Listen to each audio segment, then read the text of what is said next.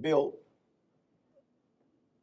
being in here, being Memphis, the meetings, the conversations, all of these things, what does it bring you back to? Well, it brings me back, Roland, to a point in my life where I learned the value of men who worked hard, yet the system denied them an opportunity just to be men. And I look at the photographs on the wall and think back as to what these men risked just to be treated with respect and dignity. And for me, it made the argument that I was one of the lucky ones, really sort of standing on their shoulders, having an opportunity to not only help them be better men, but helping workers in general understand what it meant to struggle for just the opportunity to raise a family, to be a breadwinner, and to be treated with respect and dignity for the work that you did. And that's an incredibly humbling experience. But it also provided me with an opportunity to be able to talk this message and take this message and this movement to other people in other places. Where were you in 68? Were you based here? Were you working elsewhere? How did you come to play a role in the sanitation workers strike and what was happening in Memphis? I was assigned here from Detroit, Michigan, the day of the strike. I arrived here the night of the 11th and was on the line with the men as they decided not to go to work the morning of the 12th. So from day one, I was here. The strike lasted 67 days. I had the highest parking bill for short-term parking in the history of the organization. I parked at the Detroit airport short-term because it looked like it was only be 2 or 3 days. I came back 67 days with a $500 short-term parking bill. So, this was for not just black workers, but the lowest paid of black workers, an incredible struggle that they decided to take. It was not something that the union decided for them. They had simply spent enough time working with a lack of respect that they felt themselves they were entitled to, and they decided what they were going to do. And in contrast to a lot of the glory statements, what they said was, we want two things. We want to build a union, and we want the workers to afford that union so it could do what we wanted it to do. And that was the story that underlined this whole struggle.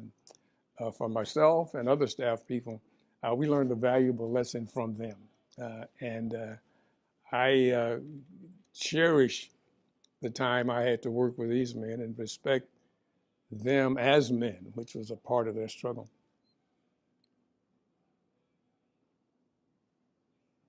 What was it about them that was different than other folks you work with who were trying to fight for their labor rights? Was it something different about them? There was something fundamentally different about them. There's that piece in the Bible that talks about the poor being with you always. But nobody ever said they're going to be the same group. These were men who recognized that they had a job to do. They was proud to do it. They had families to raise. They were committed to raising their families with all of the difficulties that they experienced. They simply wanted to be treated as men and respected for what they did. There's an incredible religious community. Men committed to showing up every morning, working very hard, irritated by the fact that they couldn't get a simple problem solved. We weren't talking about 50 cents more an hour or $5 more. We were just simply talking about the issues that generated disrespect in them as they worked. And they felt that the organization they were trying to form would really give them help in addressing some of these issues. I mean, they didn't think it guaranteed victory, but they thought that it gave them a voice in those decisions that affected their work life. And ultimately, I guess, their social life also. Where did the I am a man come from? Well, we were about 3 to 4 weeks into the strike. This was not an economic strike. This was a strike about respect and about being treated with dignity. And because when I talked to someone, they said they couldn't take bathroom breaks. They couldn't take.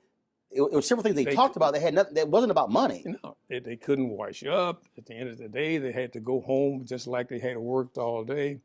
There was no such thing as lunch breaks. I mean, you had to. It was just a bad situation. It reflected not only poor management, but poor acceptance of the responsibility of management.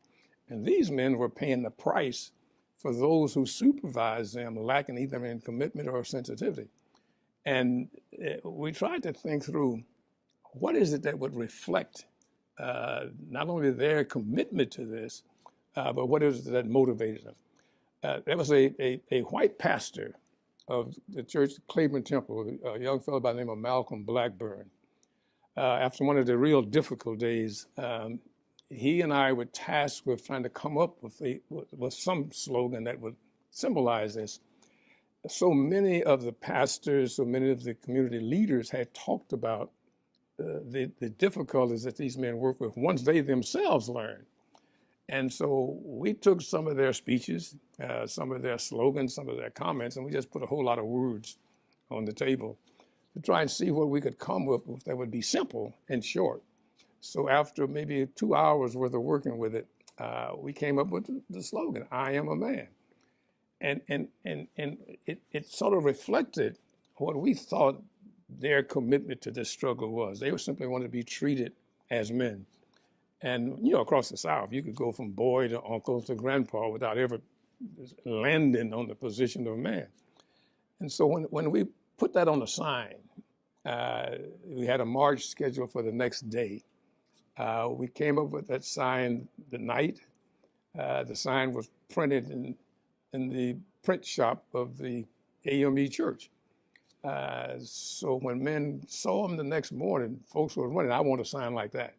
I want that kind of sign to put around my neck when we march." So why the underline of am? Well, speaking personally, I am. And if you think for a moment, these are the lowest of the low paid. These are garbage men. I made friends with a fellow by the name of Ed Gillis. He had worked for the city for 20 years. He earned $7.80 a day. And he wasn't complaining about it. I mean, he was much more committed to getting a resolution to a today problem. He'd worry about the rest of it later on. But it gave him a sense of pride. And for the work that they did, they simply want to be respected for it. And I had an interview with a reporter, and I said, when's the last time you told your garbage man thank you? You know, when is the last time you told him you appreciate what he does? And folks said, well, I never thought about it. And that was almost symptomatic of the conditions that these men had. And that was across the city. It wasn't uniquely to the white community or the black community. They didn't get respect from anybody because nobody understood what they did. Most of us, we put the garbage out back and we figure it just disappears. And the fact that they wanted to be respected for what they did and to be treated as a man. And that became a piece of glue that you couldn't change to this day. You said that these men, if y'all asked them to run through a wall, they would say, "Okay, let's go." I mean, they were so committed to forming their union because they had developed among them the belief, not that the union was going to win everything for them, but at least they would have a voice. They didn't have Yale degrees or Harvard stuff. They were just plain workers. Most of them out of the South, most of them old before their time. I mean, this kind of work makes you old before your time. And they didn't have any misunderstanding about what was possible. They simply wanted an opportunity to be treated with decency and dignity. And when we developed the slogan, I hate to say it, we probably could have ended the strike the next day if it had, because they felt just that proud of their commitment to this. We had to have a conversation with them because they had grown attached to this sign. We said, look, if we're going to proceed on this, what we want you to do is go home and talk to your wife. Tell her what you're doing, and then tell her what you think you're doing. And if she agrees with you, we'll see you tomorrow. Because this is not going to end like that. And so everybody who came back said they had had that discussion. Now, I'm not convinced that everyone did, but at least they felt comfortable that they had their support mechanism at home in order. They were prepared to go the long term on this. And for us, what we brought to this was just a semblance of support to help them not only think through the issues, how to plan for what we thought was going to be some pretty tough days. And everywhere we see the signs, "I am a man," for the two of us, it's certainly for me, it's almost humbling that men who were so desirous of believing in themselves was prepared to take those kinds of risks. Does it bother you that every year when we approach April 4th, we forget what brought Dr. King to Memphis, and there's so much focus on him, rightfully so, but why he was here, and those individuals and their story and what they went through and what they experienced? Well, it doesn't bother me. It makes me, I think, try to understand a bit more. Dr. King may have been a great civil rights fighter and certainly a great preacher, but he was also a very strong trade unionist. He believed in the ability of folks to sit down across the table from whoever made decisions on their work life and be a participant in that discussion. And if you recall, Dr. King was really trying to put a face on poverty. And here you had the perfect example of the working poor, people who worked every day, yet had no way of raising themselves beyond their situation or beyond their circumstance. And it was a movement that he had long said was necessary, that labor and religion and the civil rights movement was two of the three of the most dynamic forces in our society.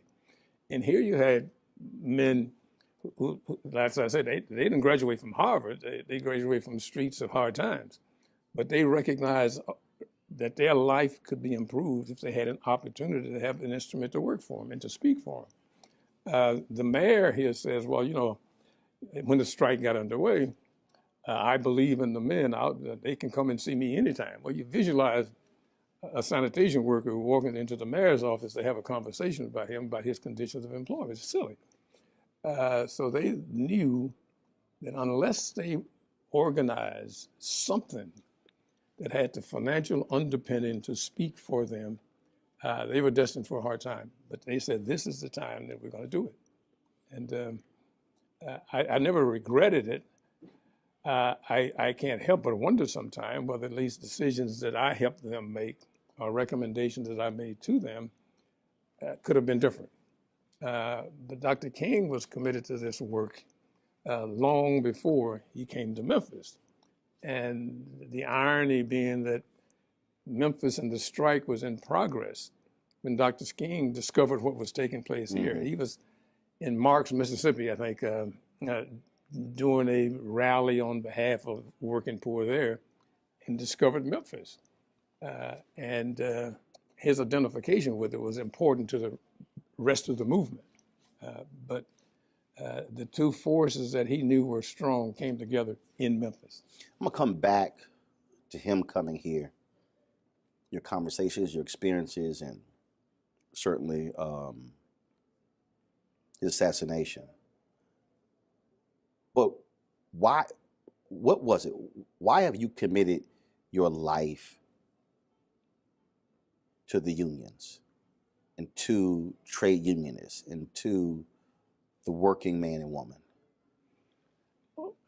In simple terms, Roland, I come to the conclusion there are two kinds of folks in our society.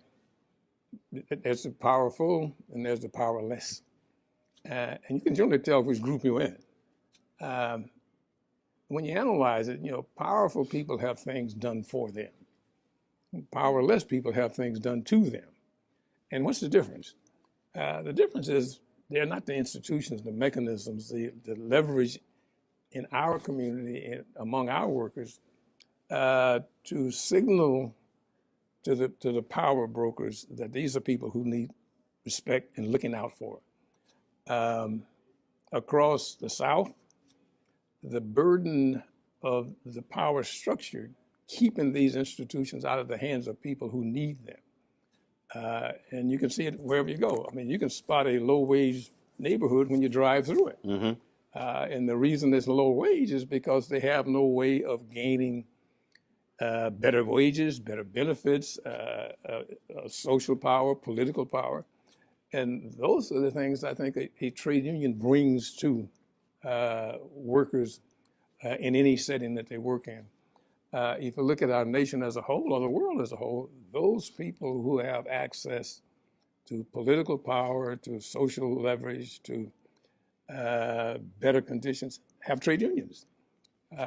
Roosevelt in 33, 34, whenever, he recognized the imbalance of power also and created the National Labor Relations Act, and people got the right to organize.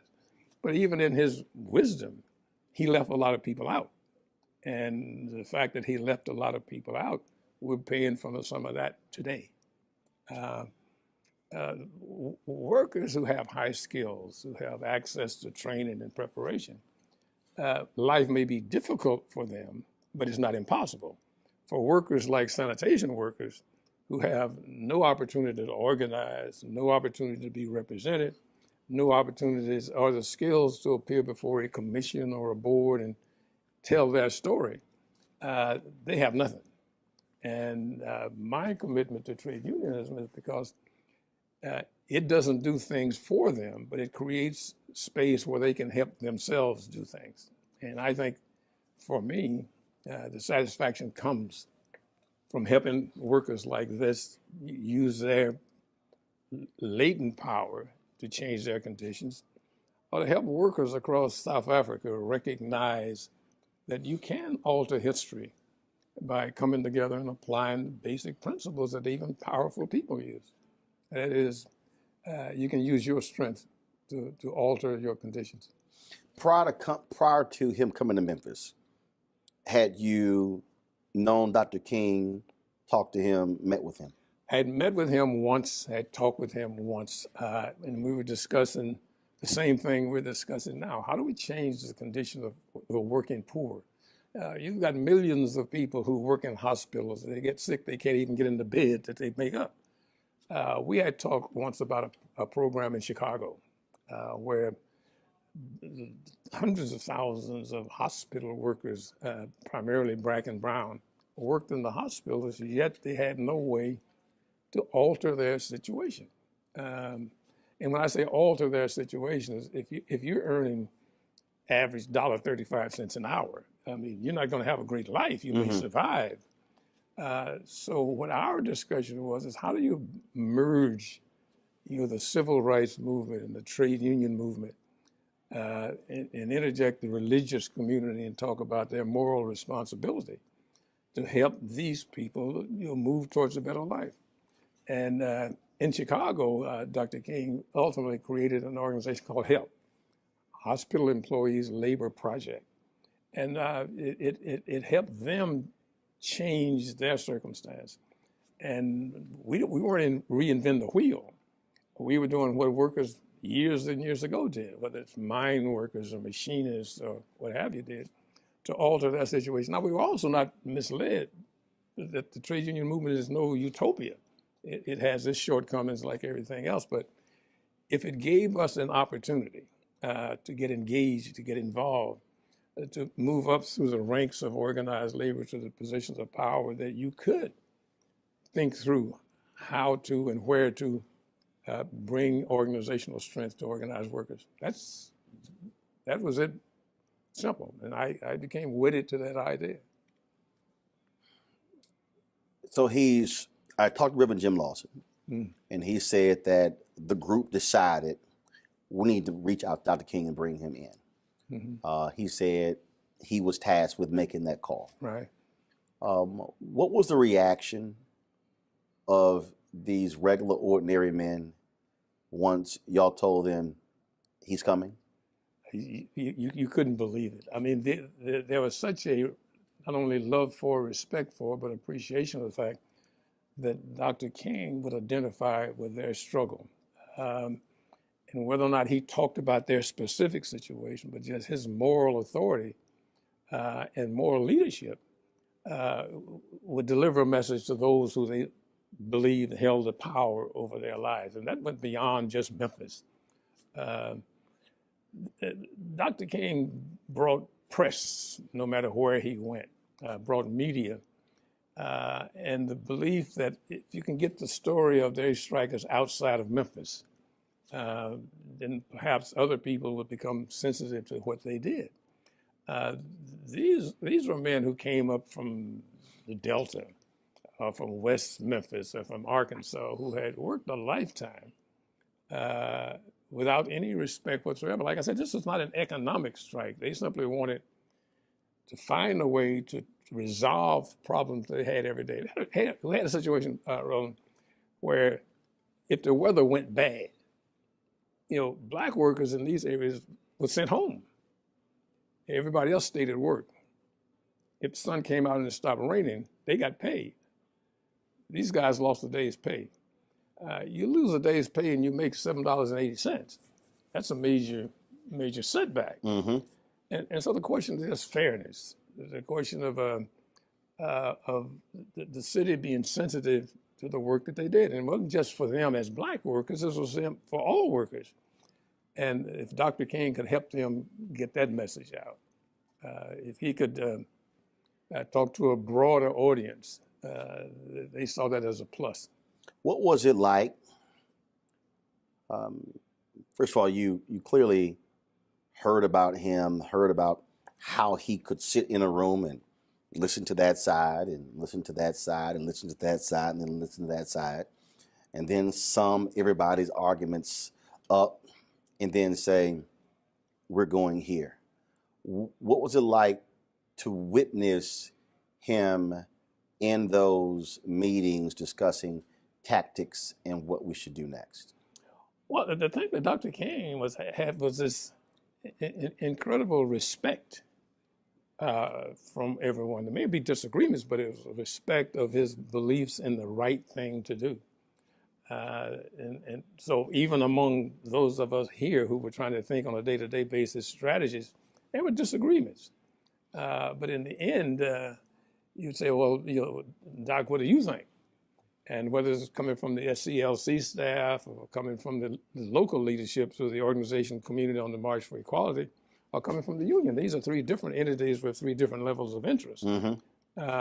But there was a respect for his views that guided everybody into a course of action. I mean, there was some folks who didn't believe in the march, or marches, but they all acquiesced to Dr. King's view that we not only got to march, it's got to be nonviolent, but it's got to be focused on the power center and power structure that had the ability to change this.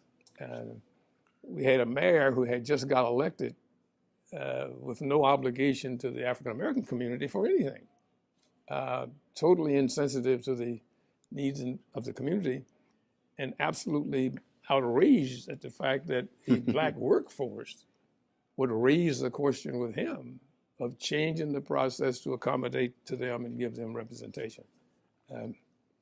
That was different. That was different.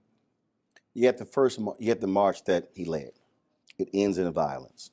I've read numerous books that said that he was shocked, he was despondent, he was depressed. That literally when they took him to the hotel, where they put him under the covers in his clothes because he just could not believe what happened.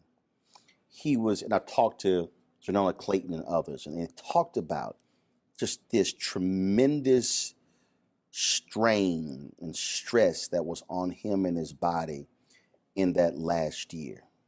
Did you see it? Did you feel it? Yeah, I was in the meeting when he came from the march to the Rivermont Hotel, as I recall. And he was physically, shocked by what he had. But we didn't understand at that time what were the forces beyond our control. And there are the folks who would argue, well, there was a young people who disliked his style. That may be partially true.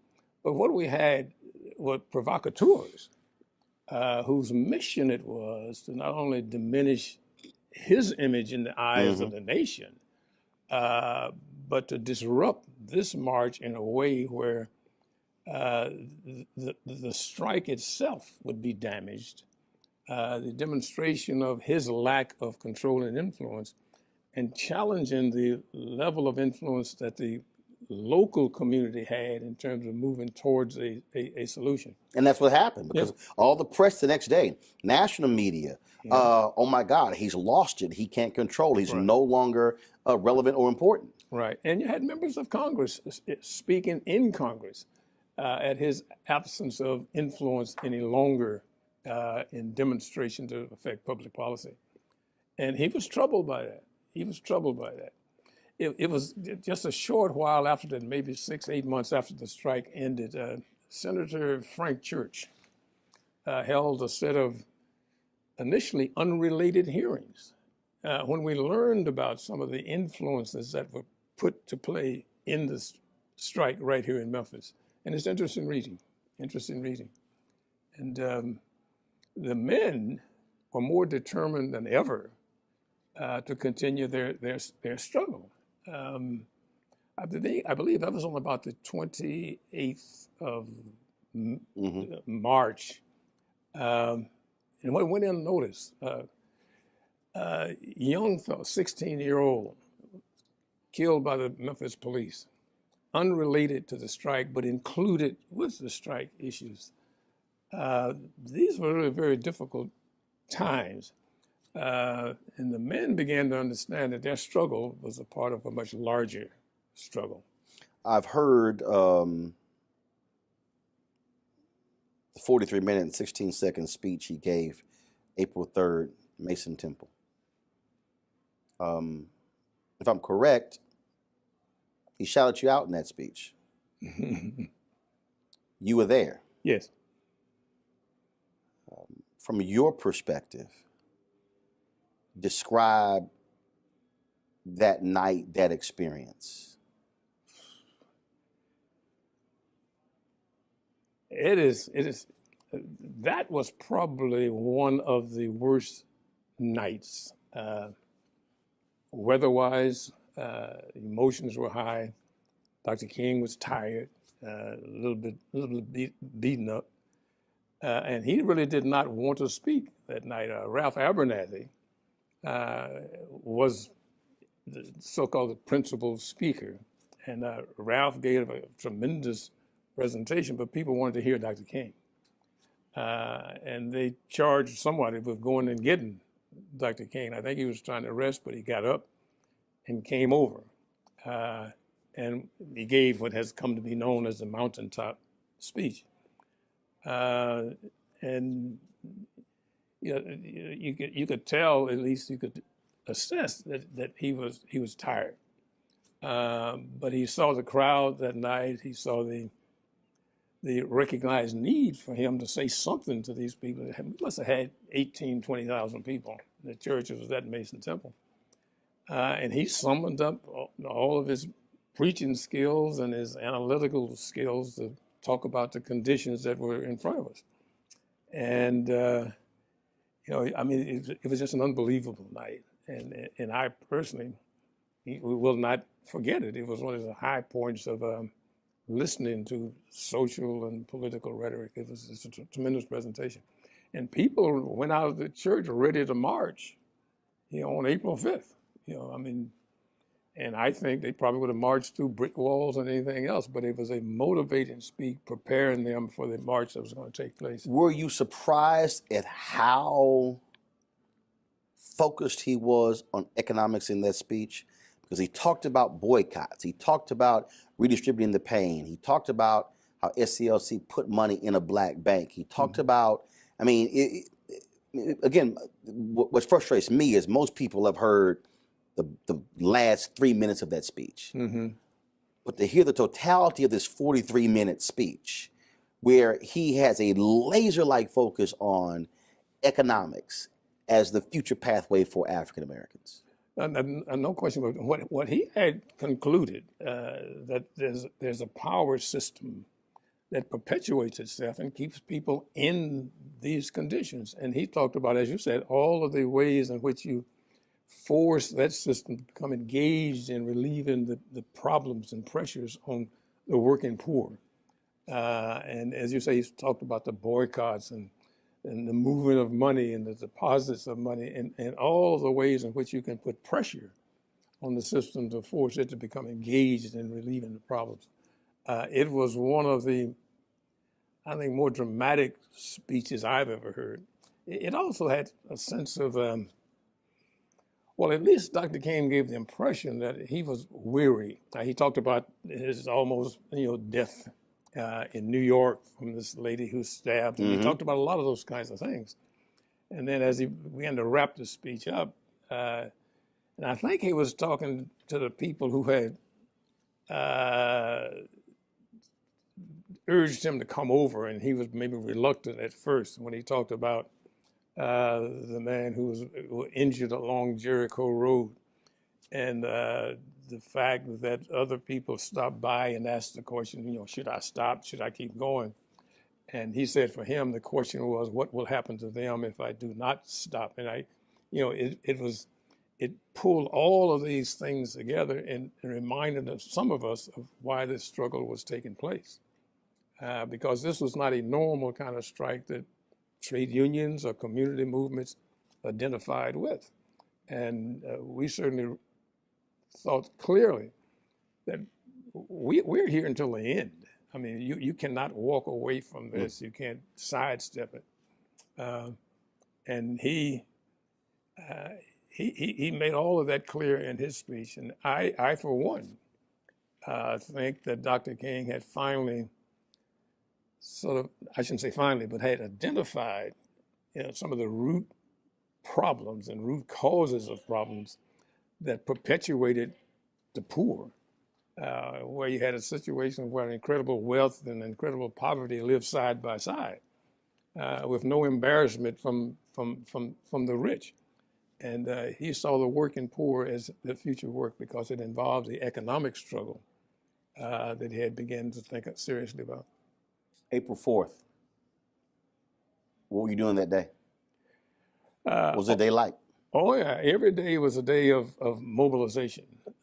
We would meet with the men to the degree there was any progress. We'd report on what that was. Or if there were any unusual things happening, fill them in on that. If there are any questions they had or decisions they need to make, to try and get that done. But everybody was mobilizing for the march. But you also had a court hearing that day, if I'm correct. Yeah, that was a series of injunctions. But SCLC took responsibility for dealing with the injunctions. Andrew Young and James Orange and some of the other fellows and their lawyers took responsibility for the court because the court had enjoined the march. It had not enjoined the mobilization and community action work that we were doing. So that day goes along. You go throughout the day, you get to the evening. Where are you?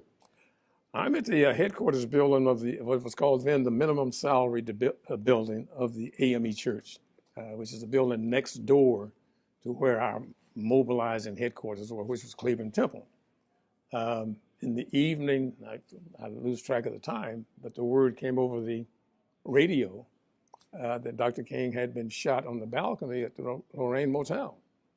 And among all the unbelievable things that you just refused to accept, this was one of them. So you hear this on the radio. So a co-staffer and myself, we were like 5 minutes from the Lorraine Motel. We jump in the car and we come around here. And by the time we get here, police were already here, keeping people out as opposed to keeping people in. And this whole evening was just one that we had difficulty believing. Dr. King, as prominent a leader as he was, to be shot on the balcony made no sense to us at all. It was not like he was a stranger in town. He should have, and perhaps did have, as much security as you could have. But the evening ended with not only with the shooting, but with him being taken to the hospital. Our responsibility then was to make sure that nobody else was injured. I mean, the city obviously was just outraged, and our job was to make sure that the people, got home all right, didn't confront the police or anybody else with any activities that would cause there to be more harm. And then to reconvene a meeting of all the partners in this thing to talk about where do we go from here. You get word that he's died. Where are you and how do you react? Well, personally, it was an incredible level of sadness. It was not like you had a leader who preached violence. You had probably one of the most committed men to nonviolence, yet to be killed through a violent act. We were a little. We had to think through what this all meant. How and what do we do with the men the next day?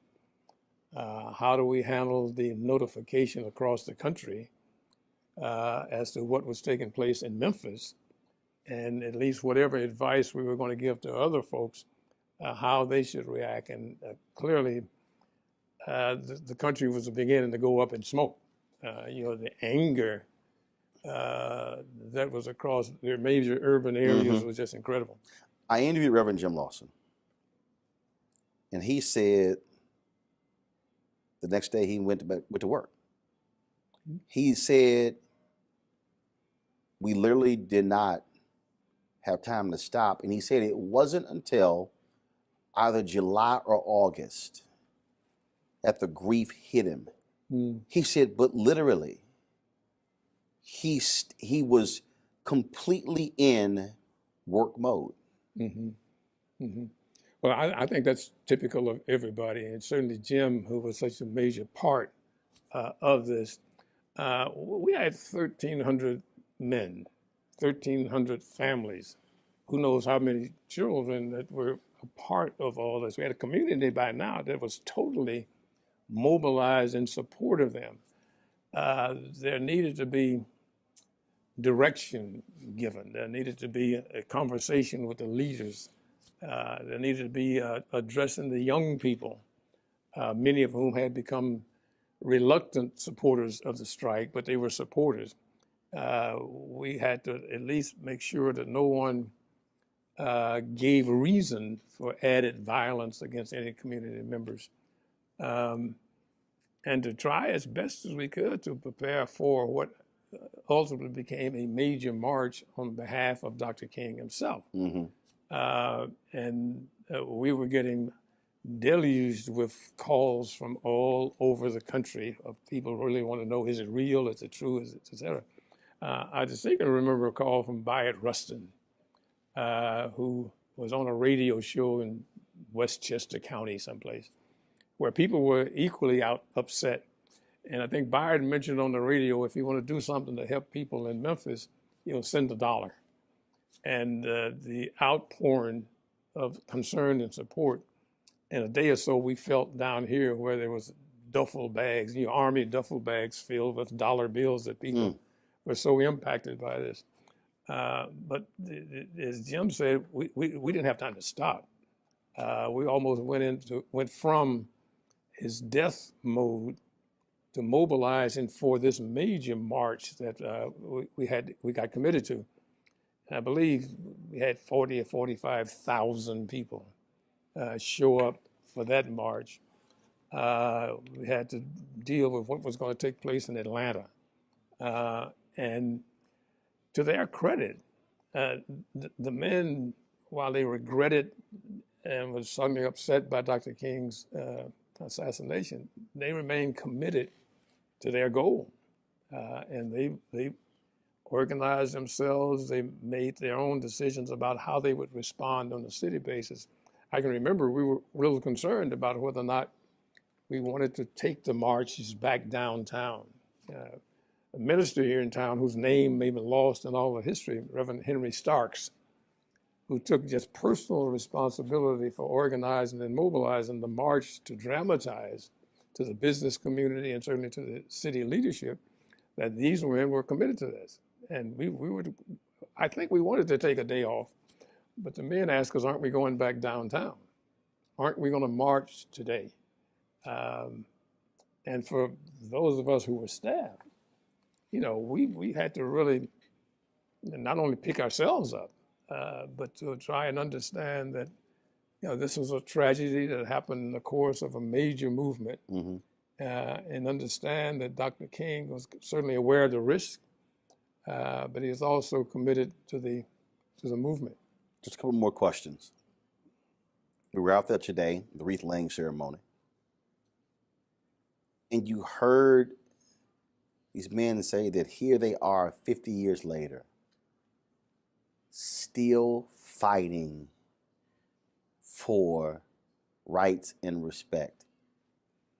So many people, I think, go, well, Mark was successful, they got what they wanted, but the fact that they still have not been made whole. Right. That has to be angering to you. It is. Especially in a city that for the longest was black run. Black mayor, black city council. You're absolutely right, Roland.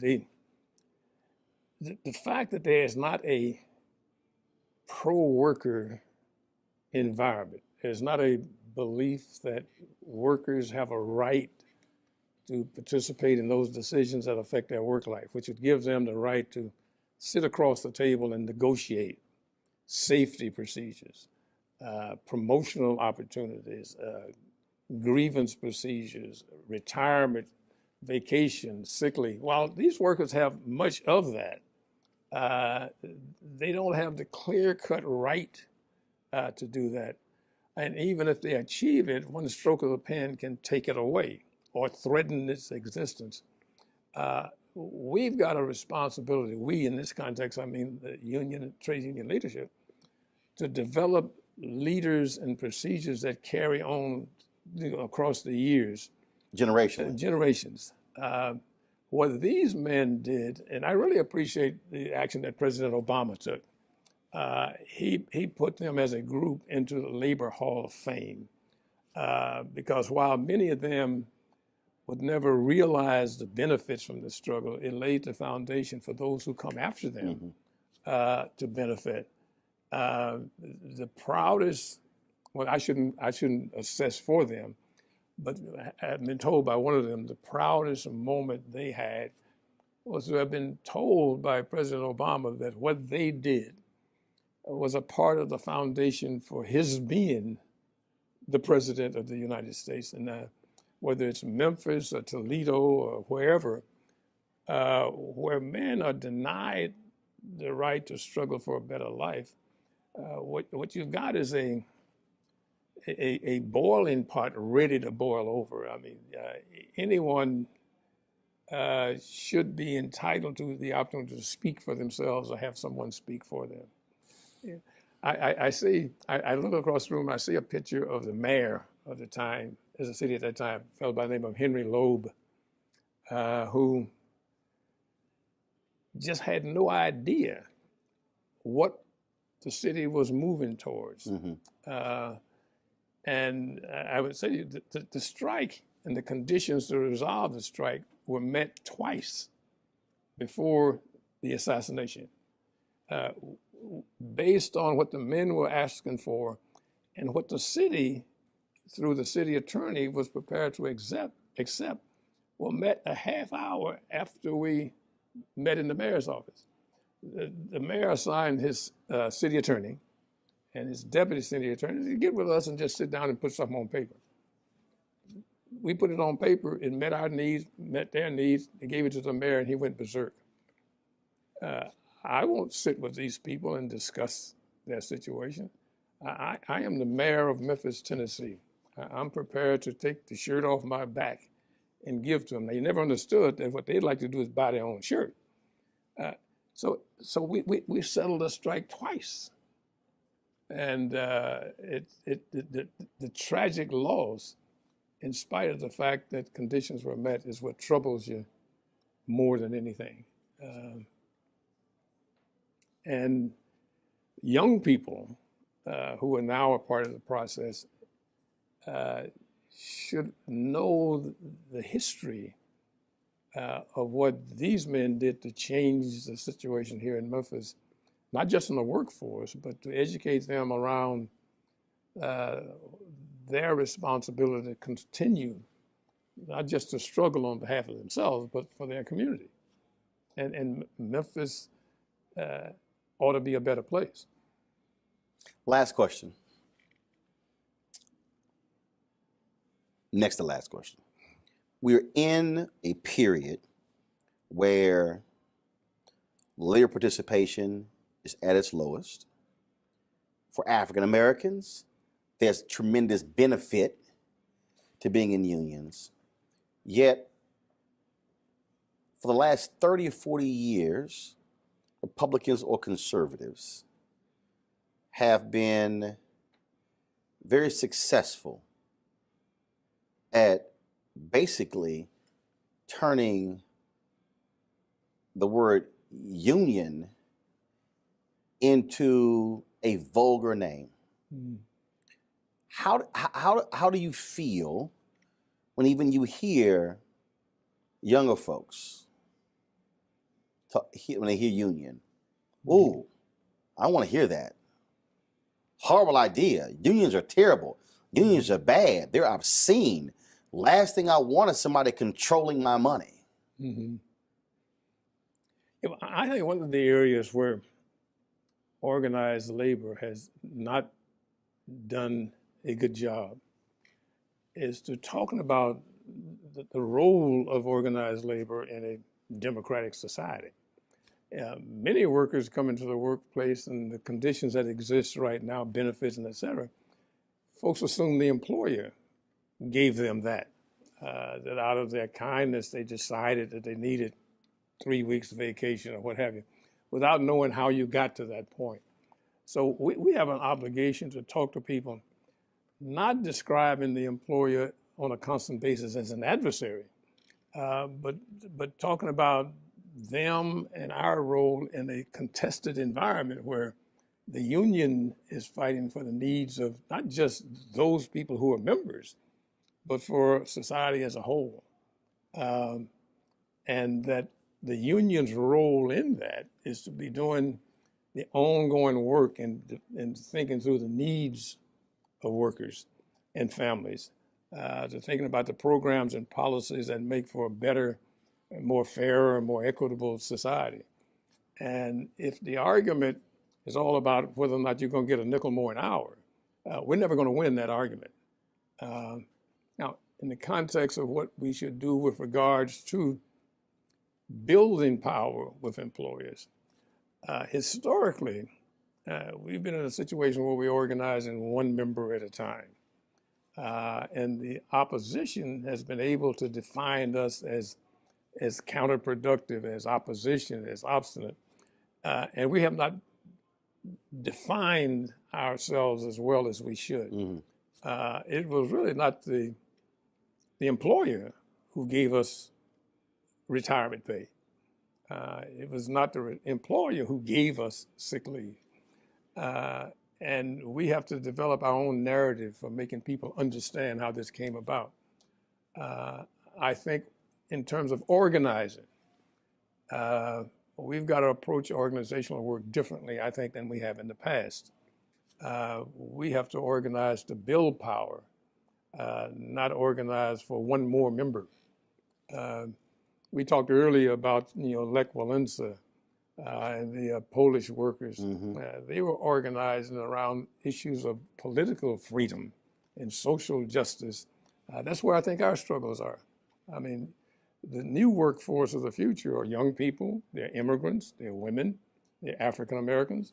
These are the people who want to be organized to share in the benefits. We're not interested in bankrupting the corporations or those who bring the jobs. We simply want a voice in how to make those jobs better. 30, 40, 50 years from now, a kid's going to walk through here. They're going to see these photos. They might be in Detroit or in D.C. They might be reading a book. They might be watching a documentary. And they're going to see the name or they're going to see the face, Bill Lucey. What do you want them to know about you? Well, I think if anything, the lucky break that a Bill Lucey got was to be able to develop some understanding, some skills, a little bit of commitment that was valuable in helping others sort of find a way to join a struggle for a better life. To say to people, if you work together collectively, we can find ways and means of developing and focusing on the program that makes people's life just a little bit better. I think you're going to always have the inequities in wealth and income. The question is, can we bring enough folks together who have the kind of influence socially and politically to develop the programs that just make life a little bit better? There's an old saying by an old trade union is, what is it that labor wants? You know, a little bit of leisure, a little bit of recreation, some health care, a little bit of education, something to make us better people in the society we got to live in. And if they come to that conclusion, I'll consider my contribution to have been meaningful. You want to check out Roland Martin Unfiltered? YouTube.com/Roland S. Martin. And subscribe to our YouTube channel. There's only one daily digital show out here that keeps it black and keep it real. It's Roland Martin Unfiltered. See that name right there? Roland Martin Unfiltered. Like, share, and subscribe to our YouTube channel. That's YouTube.com/Roland S. Martin. And don't forget to turn on your notifications so when we go live, you'll know it. Hey fam, want to check out Roland Martin Unfiltered? The blackest show on all of digital, cable, and broadcast. Check out our audio podcast. There's only one daily digital show out here that keeps it black and keep it real. It's Roland Martin Unfiltered. Press play.